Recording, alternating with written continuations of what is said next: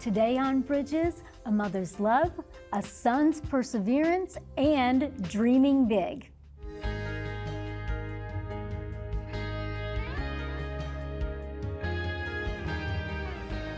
I'm Monica Schmelter, and I'm glad that you could join me for Bridges today.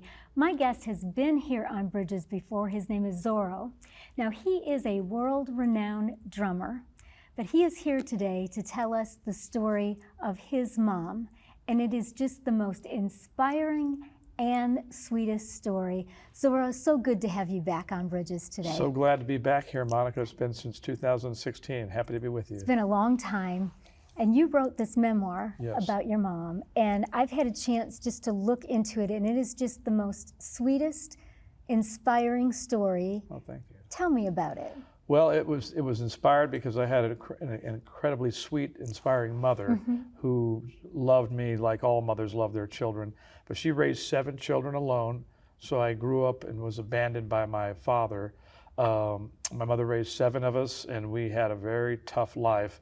But I promised her when I was dying, I said, one day I'm going to write a book about you and to honor you, to show people all the things you did and all the sacrifices she made. So my mother was from Mexico City. She was an immigrant like many people in this country.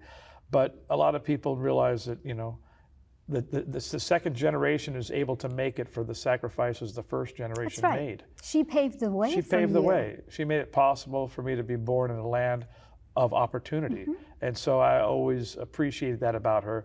She was a very resilient woman. She was exuberant. She had a lot of joy. She loved music like deeply, and that's why I ended up liking music. And so she would use music in our house to spur on our dreams, you know. And so she just made me feel from a child that I could do impossible things, because everything in my life looked impossible. Yeah.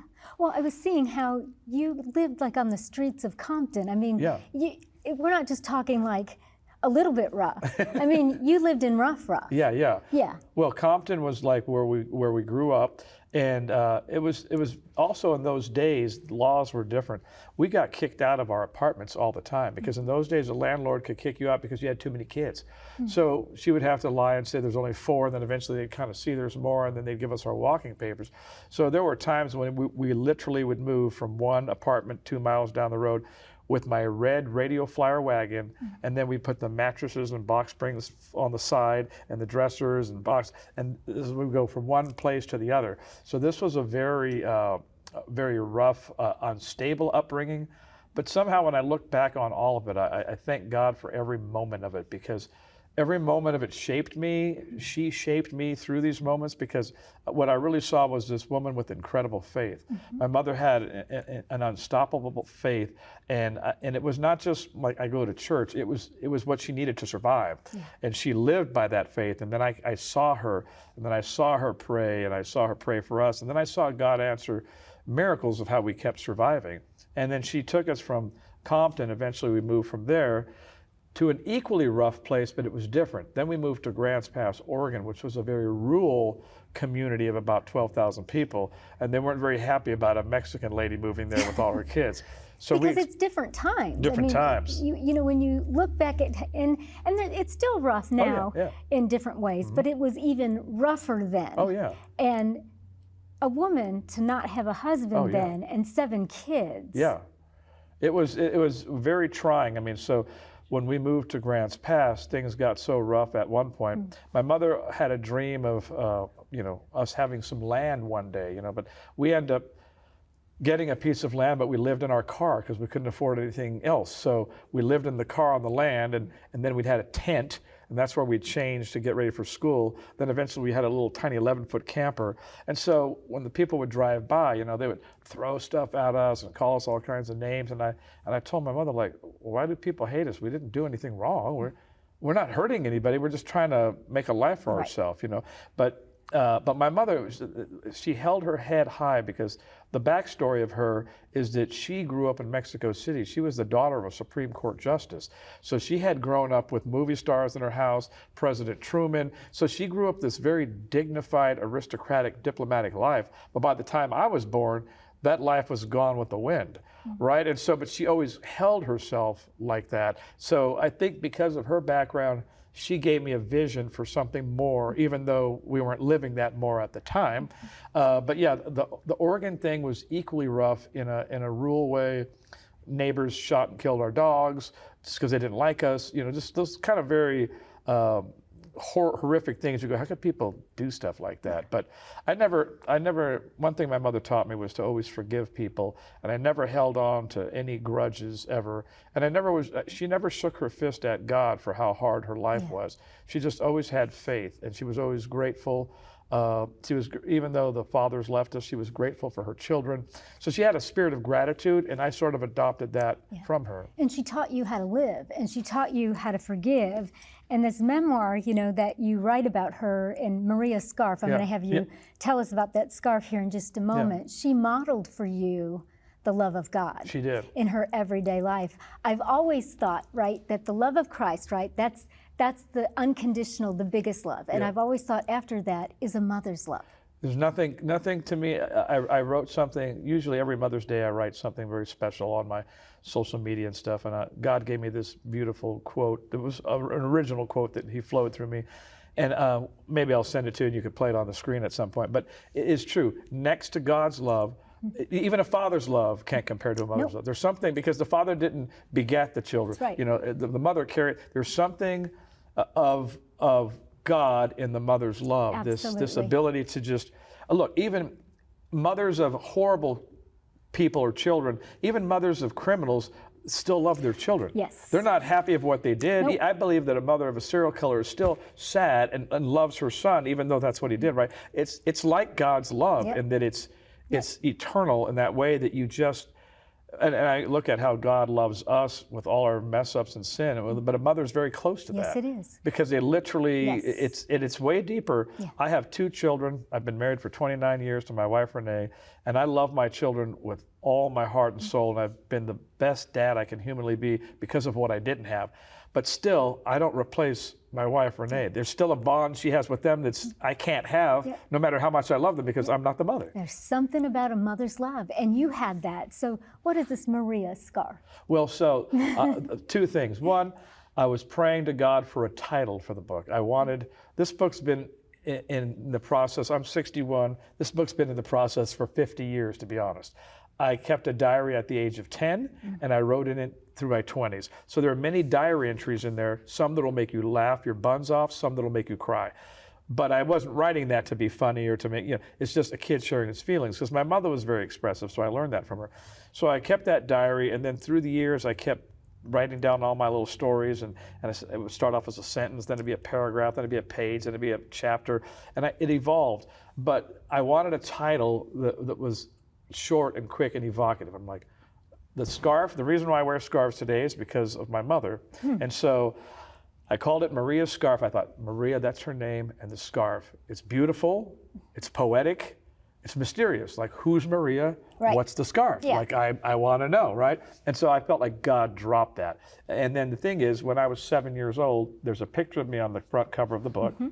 Wearing my mother's orange silk scarf, and then there's my mother with her scarf. Yes. And so the story behind it is I was getting ready to go into the 2nd grade for my school pictures, but inside of me was an artistic kid who didn't want to look like everyone else, because I didn't know then I would be a musician, but it's that musician tribal thing. We want to look different. Yes. You always can see a musician at the airport. He doesn't look like an accountant. No, he doesn't. He doesn't look like a lumberjack. No. It's just part of what makes you a peacock, is that what makes you want to get on stage is that part of you. That's correct. That God put in you. It's not showboating, it's who you are, right? Exactly. So I wanted to be different, and so I was like, and she always wore her scarves and looked very elegant, even if we were poor. And I was, oh, Mama, you look beautiful. You look like a movie star. And she goes, oh, mijo, I wish I was. And then we wouldn't have to struggle to pay these bills. But I said, I want to look like you. I want to borrow your scarf. And she didn't want to let me borrow her scarf, because she said, no, mijo, the boys will beat you up. You're not in Mexico. The boys will beat you up in school. You can't wear your scarf. And so I talked her into it, and she finally relented. And then she kneeled down next to me. She tied her orange silk scarf around my neck and whispered, one day, my precious son, you'll do something fantasmical with your life. That was Fantasmical. Fantasmical, because she kind of mixed up fantastic and amazing. Okay. You know, and she was Mexican, but she spoke perfect English, but sometimes she would confuse a couple of words and meld them together, just like we would if we lived in Russia. Absolutely. You know, so she just said, you'll do something fantasmical with your life. So she kind of made decrees like that over my whole life. So the whole thing of the scarf is that I felt like when she was prophesying over my life, she was speaking over my life, and in handing her scarf to me, she was passing the baton of the dreams of one generation to the next, metaphorically. And so when I prayed to God, like, I want to tell this story of Maria's scarf, because the scarf is emblematic of her love that she wrapped me in and all of her children. Yes. Because she spoke to all of us that way. And she made us all believe we could do it. One time, when we lived in Compton, she took us on the Greyhound, not the Greyhound bus, but like the city bus. It took a few hours to get to Beverly Hills, catching all these transfers.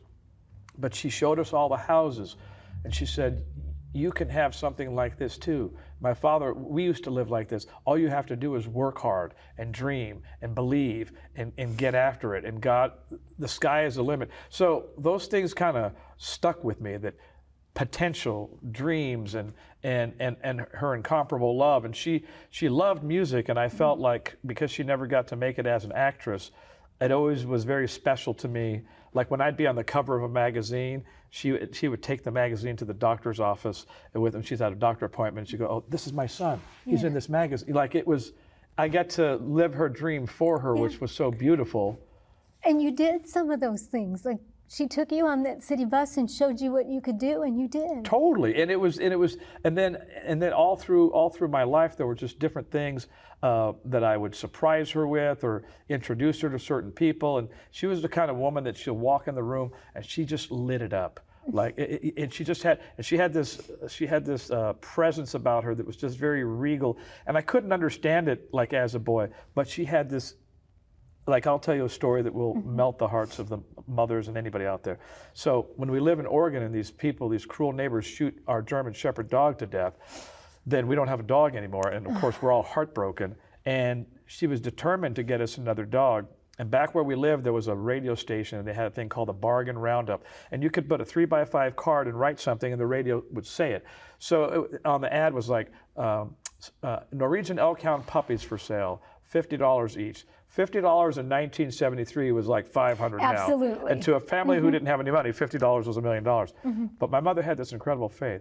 So she doesn't tell us this is happening, and she gets us in the car. We drive off to this place in the mountains called Wolf Creek. It's like scary. It's like you're waiting for the dueling banjos out there, you know. And you're going, where are we at? So anyway, she takes us to this kennel. She takes us to this kennel out in the mountains, and the lady comes out and she shows us these puppies, and we're like, and she shows us she's got these these Norwegian Elk-Hound puppies, and then my mama said, well, look at which puppy do you like or whatever, and we looked at it, we go, oh, that one's really cute, and then she stands and talks to the lady. It's $50, okay, for the puppy, but I don't know it. My mother doesn't have the $50, so she goes to the lady and she says, would you be willing to take $25 and then the other difference in cookbooks? I have brand new cookbooks that I got from the Doubleday Book Club of the Month. I don't have, she said, I was trying to sell some things in a yard sale. I didn't raise all the money, but I understand that if you don't, and the lady looked at her like she's crazy, like, cookbooks, like you don't have the $50? She goes, no, I wish I did. But I couldn't sell the things, and I said, she goes, I don't even know if we have enough gas to get home because this is further than I thought. And so the lady just looked at her, and my mother was like, but I understand if you don't need the cookbooks. But she explained to the lady, our children's dog got shot by the neighbors. And then the lady's heart really changed, and she was like, Maria, she goes, I've never seen a woman with such faith that you would come up here with only the $25. And so then my mother took all the books out of the trunk. And these were the books she wanted to use because she wanted to learn how to cook. But she got him in one of those clubs where you send $1 for 11 books, and, you know, back in the 70s. But I never forgot how she went up there knowing she didn't have the money, but just believing God, that God would give her the dog for her kids. And when She wanted her kids to have the dog? she wanted those kids to have the dog.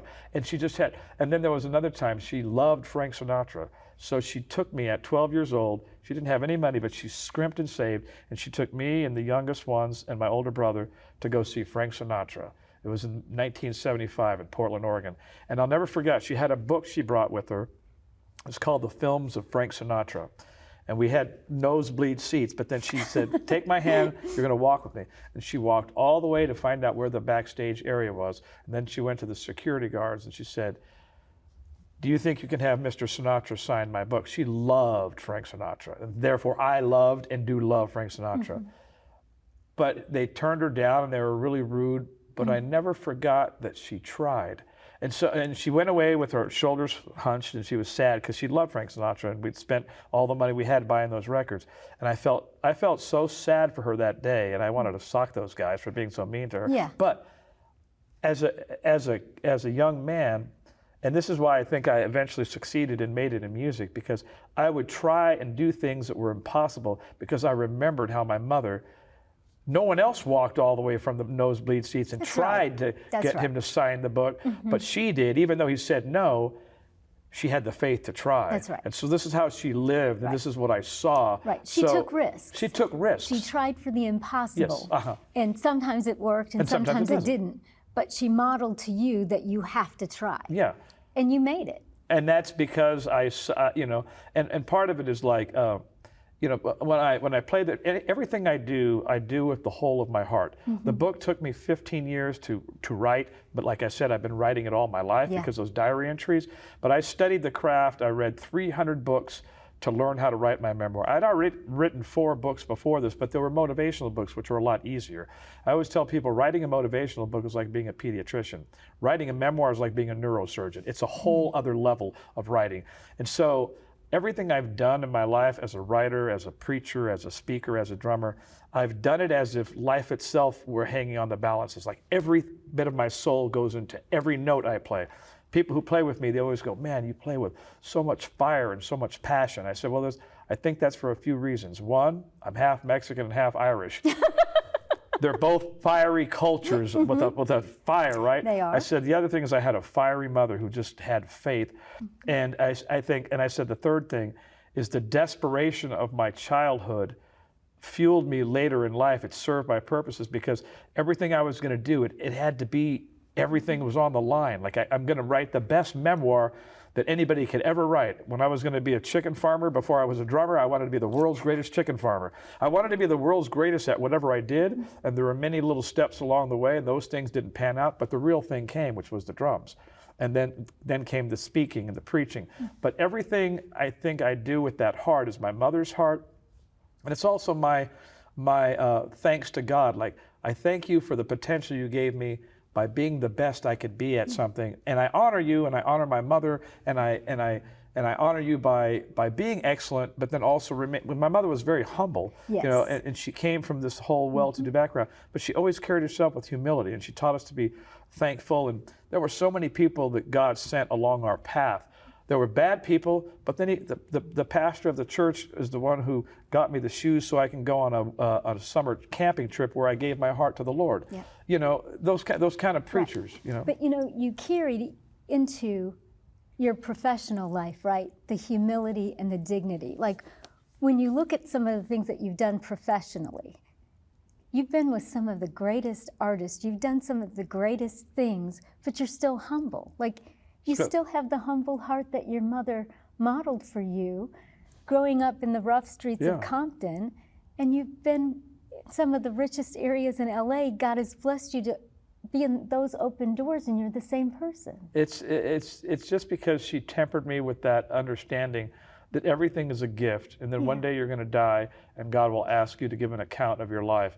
And the only way, I traveled with Paul Allen, the co-founder of Microsoft. He was the 4th richest guy in the world. I traveled with him on his Octopus. It was $240 million yacht. So literally, he's a king of the earth. Yeah. Right? There's only 3 guys out of 6 billion who had more money, and one of them was his partner, Bill Gates. So I've seen the richest of the rich. I've been with the poorest of the poor in Ghana, Africa. I've spoken at San Quentin prison to the most hardened criminals in the world. I've seen everything the world has to offer, but I'm the same kid with the scarf going through every door. Nothing in me changes. Nothing in me gets self-righteous or pious. I look at myself as a servant. Where is God sending me today? Today he's sending me with the richest of the rich, but they need him. The poorest of the poor need him. They all need him. They just need different things from him, but they need him. So I'm just like a servant, and I just go, hey, I just keep cultivating an attitude of gratitude, but I also keep saying yes to every door he opens. Some of them are small, some of them are big, right? And so, but I think when people ask me, what's the most impressive thing you've ever seen in the world? Because I've had dinner with Denzel Washington, prayed with him. I've met movie stars, rock stars, presidents, been honored at the White House, all these different things. They're all just passing. In all of that is the Father's business. Where are the people that God wants me to touch? Right. But when people ask, what's the most impressive thing you've ever seen? I would say, the most impressive thing I've ever seen is humility in a person you don't expect it from. Yeah. In a beautiful person, in a famous person, in a rich person, or in a powerful person. Those are all different gods. Right. You know what I mean? The God of good looks, the God of wealth. But the most impressive thing is when I've seen somebody with those things and they're humble and they're approachable. Because what they are, they're like a street sign that says safe crossing here. But pride is like a street sign that says danger, rocks falling. So a prideful person makes you feel like you can never even approach what they have.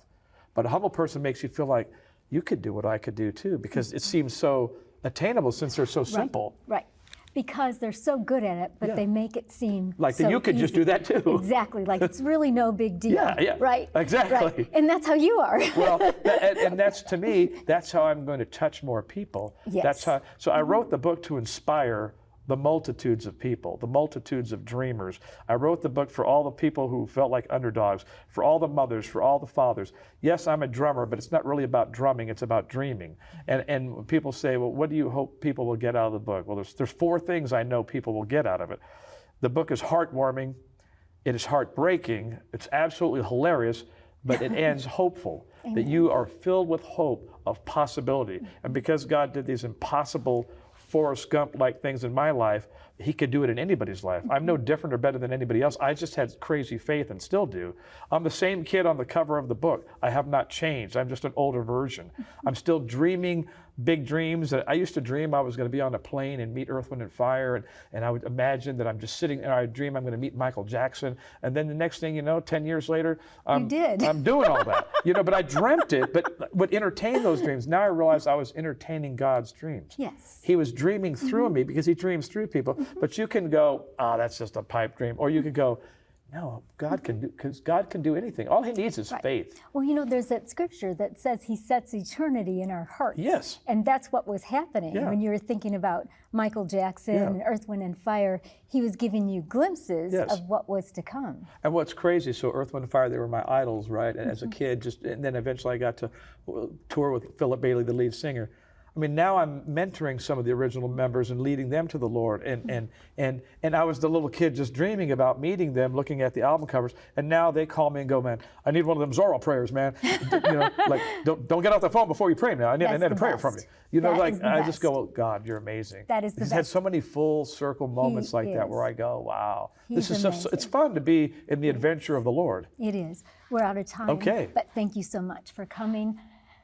I'm so glad that you could watch today. We're going to give you a glimpse into Zoro's book. It's called Maria's Scarf, so take your glimpse. Thank you so much for joining us today.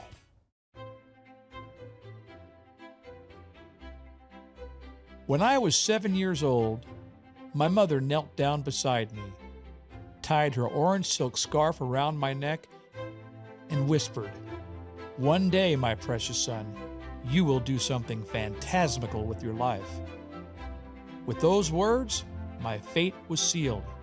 Now, 50 years later, it's time I share my story. A story about the power of a mother's words to transform a child's future. I would go from surviving the rough streets of Compton to living among the elite in Beverly Hills. From dodging eviction notices to traveling around the globe with the world's wealthiest people. Though I would go on to become a world-renowned drummer, my story is really not about drumming. It's about dreaming and overcoming insurmountable obstacles to make those dreams come true. It's a love story between a mother and a son, an immigrant woman who came from Mexico to the United States to make a better life for her children. A single mother who raised 7 children alone in pursuit of the American dream. It's a story about a family's unbreakable bond and their struggle to survive fatherlessness, economic hardship, and racism. It's a story about a quirky, hilarious, and tenacious kid who refuses to give up on his dream. Part sinner, part saint, but all heart in his epic quest for significance. And it's a story about the power of friendship and how those who believe in us help to shape the course of our lives. Now more than ever, we need stories of hope and triumph, stories that bring out the best in humanity and remind us what matters most. Universal stories of love, perseverance, and the power of dreaming big. A story that kneels down beside you and whispers in your ear, one day, brave soul, you will do something fantasmical with your life.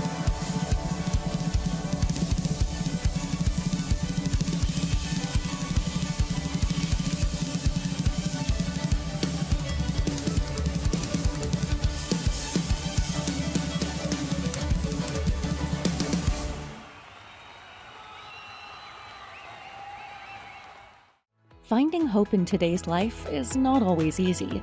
Bridges with Monica Schmelter is making it simple.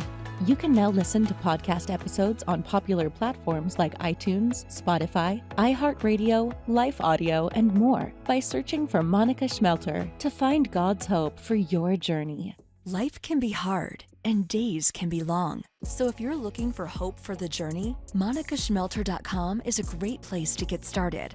On monicaschmelter.com, you'll find Monica's teachings on demand. And if you're looking to really grow your faith, you'll find online extras are available with every teaching. So don't wait another day. Get started now at monicaschmelter.com and you will find hope for the journey. No is a complete answer, and it took me a while to get there. That's because I used to think I had to say yes to everything, all the invitations and all the things I was asked to do. And if you're in that same boat and you find yourself living a very hectic and hurried life, I put together some tips and tools to help you learn how to say no. Otherwise, your life will be hectic and hurried, and you might even find yourself feeling resentful. If you go to bridgeswithmonica.com, go to the resources page, and I put together some tips and tools to help you learn how to say no so that you can live the life that you want to live and do what God has called you to do. There is no sign up required, and you'll find that when you learn how to say no, that you can say yes to the things that really mattered. So today's hope for the journey is no is a complete answer. If you enjoy watching Bridges, you can join Monica on Facebook for all the extras. Just visit Facebook and search for Monica Schmelter TV. At Monica Schmelter TV, you'll get a look behind the scenes. You'll learn secrets from the studio, and you'll be among the first to know what's coming up next on Bridges. Best of all, you can connect with Monica for prayer and share what topics you'd most like to see on Bridges. Monica would love to connect with you.